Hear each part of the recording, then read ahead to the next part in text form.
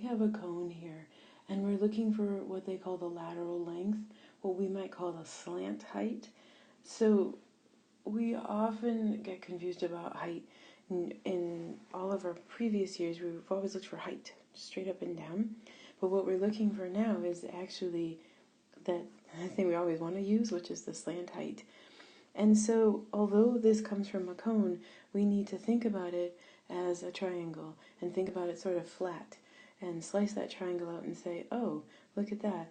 This is Pythagorean theorem. This is a triangle.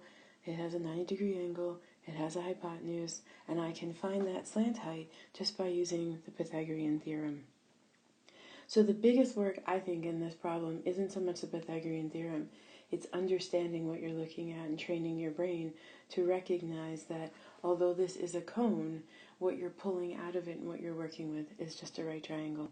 So you have a squared plus b squared equal to c squared, and you have 4 squared plus 10 squared equal to c squared.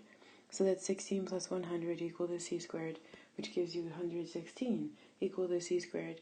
When we take the square root on each side, we can either leave it as the exact value, c is equal to 116, square root of 116, or we can get an approximation.